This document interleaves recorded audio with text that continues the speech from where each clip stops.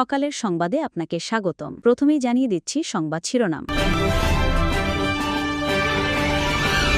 বাজারে পড়েছে লকডাউনের প্রভাব। সরবরাহ সংকটের অজুহাতে কেজিতে 40 টাকা পর্যন্ত বেড়েছে দাম।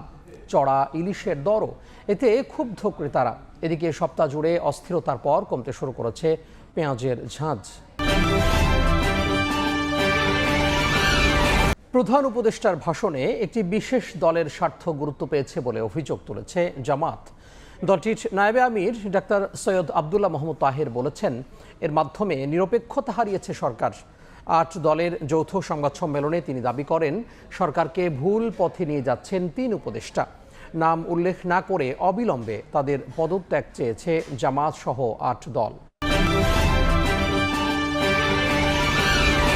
গণভোট এবং জুলাই সনদের বাস্তবায়ন প্রক্রিয়া উন্মুক্ত হওয়ার পরও মতানৈক্য কাটেনি রাজনৈতিক দলগুলোর। নির্বাচনের দিন গণভোটকে বিএনপি স্বাগত জানালেও সায় নেই জামায়াতের। রাষ্ট্রপতির জারি করা আদেশে ক্ষুব্ধ এনসিপিও। সংবিধান বিশেষজ্ঞ মনে করেন, রাজনৈতিক দলগুলোর মুখোমুখি অবস্থা নিয়ে নিরপেক্ষ সিদ্ধান্ত নিয়েছে সরকার। আর সুষ্ঠু নির্বাচনের স্বার্থে সনদ নিয়ে সব দলকে ছাড় দেওয়ার আহ্বান রাজনৈতিক বিশ্লেষকের। সনদ প্রতিপালনে বিএনপি অঙ্গীকারাবদ্ধ বলে জানিয়েছেন দলটির স্থায়ী কমিটির সদস্য সালাউদ্দিন আহমদ। তিনি বলেন, শুধু গণভোট দিয়ে সংবিধান সংশোধন করা যাবে না, তা করতে হবে জাতীয় সংসদের মাধ্যমে। কারো আরোপিত কোনো বিষয় চাপিয়ে দিলে মেনে না নেওয়ার হুঁশিয়ারি সালাউদ্দিনের। নির্বাচিত সরকারই দেশের সব সমস্যার সমাধান করতে পারবে বলে মন্তব্য করেছেন দলটির আরেক নেতা আমির খসরু মাহমুদ চৌধুরী। এবার শুনবেন বিস্তারিত।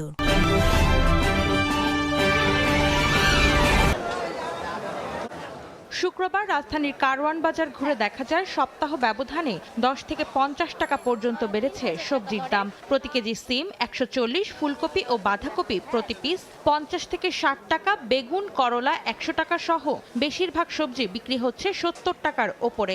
বিক্রেতারা বলছেন, লকডাউনের প্রভাবে সরবরাহ কম হয়েছে বাজারে। শীতকালীন সবজি আসতেছে না, গাড়ি আসতেছে না লকডাউনের কারণে, যার ফলে একটু দাম বেশি। লকডাউন ছিল, সামনে লকডাউন কারণে মাল আসতে পারে না, এই কারণে একটু দাম বাড়তি। আবার শীতের মৌসুম, শীত বাড়তেছে, এখন গরমের সবজিটা শেষ হয়ে যাওয়ার কারণে একটু সরবরাহ কম, এই কারণে একটু দাম বাড়তি। কমতির দিকে থাকা আগাম শীতকালীন সবজির দাম এক ধাক্কায় এত বেড়ে যাওয়ায় ক্ষুব্ধ ক্রেতারা। সিম 140 টাকা কেজি, তারপর শসা 130 টাকা কেজি। সবজির দাম এখনো কমে নাই, অনেক দাম বেশি। শীত তো যত এগিয়ে আসছে, সবজির দাম সস্তা হওয়ার কথা, কিন্তু সে অনুপাতে সস্তা হচ্ছে না। বেগুন বা অন্যান্য সবজি যেখানে একরকম শুনি, সব জায়গায় একই দাম শুনতেছি, কেউ কম রাখবে না। তার মানে আমাকে বাধ্য হয়ে নিতে হবে। শীতকাল যেহেতু আসছে, মনে হয় সবজির দামটা অনেক কমে যাবে, কিন্তু সিমের বাজার আজকে 120 টাকা 30 টাকা কেজি পর্যন্ত। এদিকে দাম চড়েছে মাছেরও। রুই কাতলার কেজি বিক্রি হচ্ছে 550 থেকে 600 টাকায়, আর 1 কেজি প্রতি পিস ইলিশ বিক্রি হচ্ছে 3200 থেকে 3300 টাকা পর্যন্ত। অন্য সময় থেকে মনে হচ্ছে একটু বেশি, বাজারেও তো ইলিশটা একটু কম মনে হচ্ছে। ইলিশের আমদানি চাঁদপুরে খুবই কম, মাছ নাই, না হওয়ার কারণে মাছের রেট বাইরে গেছে। যারা আর একটু মনে করেন লো ইনকামের, তাদের তো অবস্থা খুব খারাপ। মাছের দাম তো এই সপ্তাহে অনেক বেশি। এর জন্য লকডাউন, মানুষের একটা মনের ভিতরে আতঙ্ক।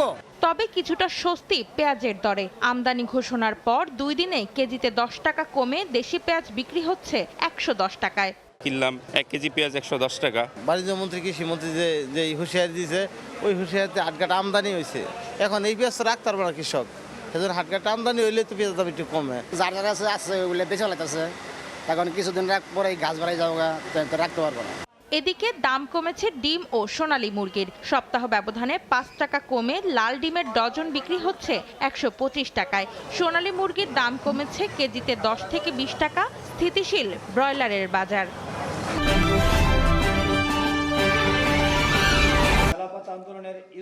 প্রধান উপদেষ্টার জাতির উদ্দেশ্যে ভাষণের পর করণীয় ঠিক করতে বৃহস্পতিবার রাতেই বৈঠকে বসে 5 দফা দাবিতে আন্দোলনরত 8 দল।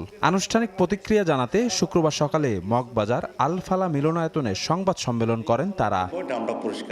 এ সময় বাংলাদেশ জামায়াতে ইসলামীর নায়েবে আমির ডাক্তার সৈয়দ আবদুল্লাহ মোহাম্মদ তাহের অভিযোগ করেন, একটি দলের স্বার্থকে গুরুত্ব দিয়ে সংস্কারে ব্যাপক পরিবর্তন এনেছে সরকার। আমরা বিস্ময়ের সাথে লক্ষ্য করেছি, সরকার নিয়োজিত কমিশনের সুপারিশকে গ্রহণ না করে সেখানে যথেষ্ট কাটছাঁট দিয়ে একটি দলের সাথে ব্যাপক কম্প্রোমাইজ করে জনগণের স্বার্থ নয়, একটি বিশেষ দলের স্বার্থেই অনেক পরিবর্তন এনে তার ভাষণ দিয়েছেন। আনফর্চুনেটলি এই সরকার বুঝি হোক না বুঝি হোক, ইচ্ছাকৃতভাবে হোক অথবা ষড়যন্ত্রের শিকার হয়ে হোক, তারা একটি দলের সে ফাঁদে পা দিয়েছে। 3 উপদেষ্টা সরকারকে ভুল বুঝিয়ে নির্বাচন বানচালের ষড়যন্ত্র করছে বলেও অভিযোগ করেন জামায়াত নেতা তাহের। সাফ জানান, জাতীয় নির্বাচনের আগেই দিতে হবে গণভোট। প্রধান উপদেষ্টা যে ভাষণ দিয়েছেন, একই দিনে নির্বাচন, গণভোট এবং জাতীয় নির্বাচন, সেটার পরিবর্তন করে অনতিবিলম্বে আলাদাভাবে গণভোট করার তারিখ উনি ঘোষণা করবেন, এটা আমরা আশা করি। 2, কমপক্ষে 3 জন উপদেষ্টা আছে যারা ওনাকে মিসগাইড করতেছে, আমরা তাদের অপসারণ দাবি করছি। আরেকটি পরিকল্পিত এবং পূর্ব নির্ধারিত নির্বাচনের আয়ের ভিত্তিতে নির্বাচন অনুষ্ঠিত হচ্ছে কিনা এ ব্যাপারে আমাদের মনে এবং জনগণের মনে আশঙ্কা তৈরি হচ্ছে। আগামী রোববার নতুন কর্মসূচি ঘোষণার কথাও জানান 8 দলের নেতারা।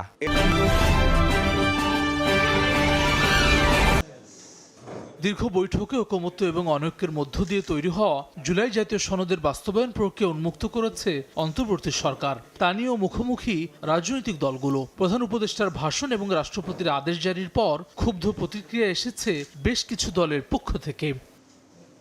সরকারের সিদ্ধান্ত অনুযায়ী গণভোট হবে নির্বাচনের দিন। তত্ত্বাবধায়ক সরকার গঠন, সাংবিধানিক প্রতিষ্ঠানে নিয়োগ, উচ্চকক্ষে পেয়ার সহ 4 পয়েন্টে মৌলিক বেশ কিছু সংস্কার উল্লেখ থাকবে।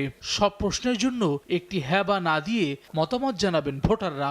একই দিন গণভোট এবং নির্বাচনকে স্বাগত জানিয়েছে বিএনপি। তবে নির্বাচনের দিনই গণভোট মানতে নারাজ নভেম্বরের মধ্যে গণভোট আয়োজনের দাবিতে রাজপথে থাকা জামায়াত।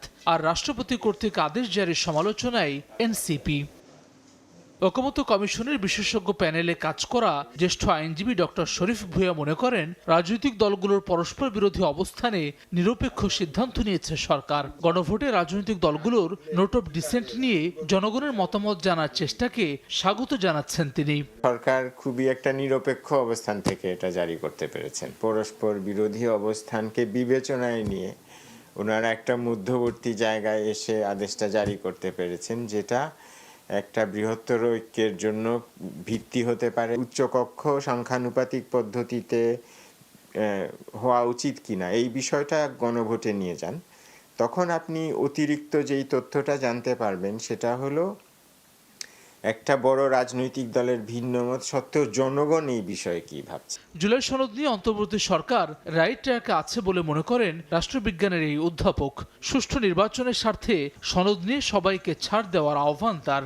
অন্তর্বর্তীকালীন সরকার একটা রাইট ট্র্যাকেই আছে। কেউ খুশি হবে, কেউ অখুশি হবে। নির্বাচনটা সঠিকভাবে হওয়ার জন্য জুলাই সনদ সংক্রান্ত এটার একটা অবসান হওয়া জরুরি বলে আমি মনে করি। এবং এটা রাজনৈতিক দলগুলো যে যার জায়গা থেকে যদি একটু ছাড় দেয় তাহলে সম্ভব।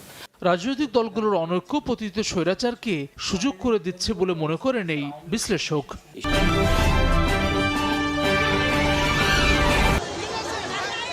নারীর উপর ক্রমবর্ধমান সহিংসতা ও অসম্মান প্রতিরোধে এ মৌন মিছিলে মুখে কালো কাপড় বেঁধে প্রতিবাদ জানান নারী ও শিশু অধিকার ফোরামের নেত্রীরা।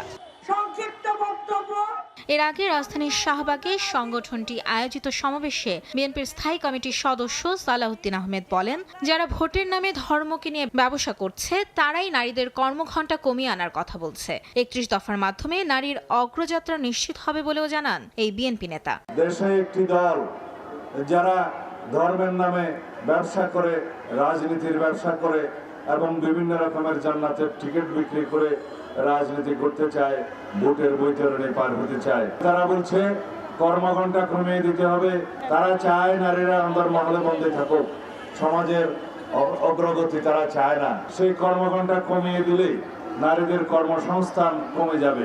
এ সময় তিনি আরো বলেন, আইনি ভিত্তি পাওয়ায় জুলাই সনদ প্রতিপালনে অঙ্গীকারবদ্ধ বিএনপি। শুধু গণভোটের মাধ্যমে আইন প্রণয়ন ও সংবিধান সংশোধন করা যাবে না উল্লেখ করে সালাউদ্দিন বলেন, তা করতে হবে জাতীয় সংসদের মাধ্যমে। বাংলাদেশে একটি আদেশ জারি করা হয়েছে, রাষ্ট্রপতির আদেশ।